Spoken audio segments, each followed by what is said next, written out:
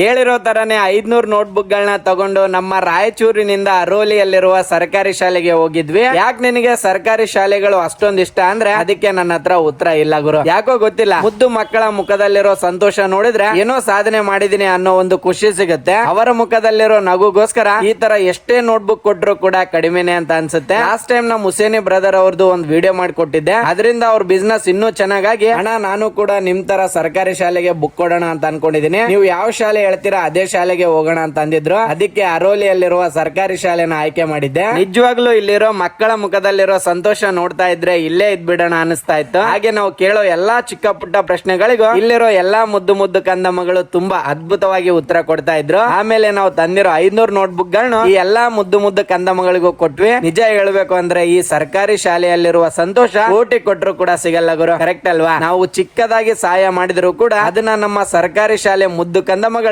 ಕೊನೆಯವರೆಗೂ ಕೂಡ ನೆನಪಲ್ಲಿ ಇಟ್ಕೋತಾರೆ. ಬುಕ್ಸ್ ಎಲ್ಲ ಕೊಟ್ಟು ನಾವು ಬರ್ತೀವಿ ಅಂತ ಜೀಪ್ ಹತ್ತಿ ಕೂತಿದ್ರು ಕೂಡ ನಮ್ಮನ್ನ ಹೋಗೋಕೆ ಬಿಡ್ಲಿಲ್ಲ. ಅಷ್ಟು ಪ್ರೀತಿಯಿಂದ ಜೀಪ್ ಹತ್ರ ಮುಗಿಬಿದ್ದು ಮಾತಾಡಿಸ್ತಾ ಇದ್ರು. ನಿಜವಾಗ್ಲೂ ಈ ನಿಮ್ಮ ಪ್ರೀತಿ ಅಭಿಮಾನನ ನನ್ನ ಉಸಿರಿರೋವರೆಗೂ ಕೂಡ ನಾನು ಯಾವತ್ತೂ ಮರೆಯಲ್ಲ. ನೆಕ್ಸ್ಟ್ ನಾವು ಯಾವ ಶಾಲೆಗೆ ಬರಬೇಕು ಅಂತ ಕಾಮೆಂಟ್ ಮಾಡಿ. ಹಾಗೆ ಸರ್ಕಾರಿ ಶಾಲೆಯಲ್ಲಿರುವ ಎಲ್ಲಾ ಮುದ್ದು ಮುದ್ದು ಕಂದಮ್ಮಗಳಿಗೂ ಈ ವಿಡಿಯೋನ ಶೇರ್ ಮಾಡಿ. ಆದಷ್ಟು ಪ್ರತಿಯೊಂದು ಶಾಲೆಗೂ ಬರೋಕೆ ನಾವು ಪ್ರಯತ್ನ ಪಡ್ತೀವಿ. ಈ ವಿಡಿಯೋ ನಿಮ್ಗೆ ಇಷ್ಟ ಆಗಿದ್ರೆ ಸರ್ಕಾರಿ ಶಾಲೆ ಬಗ್ಗೆ ಒಂದೆರಡು ಲೈನ್ ಹಂಗೆ ಕಾಮೆಂಟ್ ಬರ್ದು ಪ್ರತಿಯೊಬ್ಬರಿಗೂ ವಿಡಿಯೋನ ಶೇರ್ ಮಾಡಿ.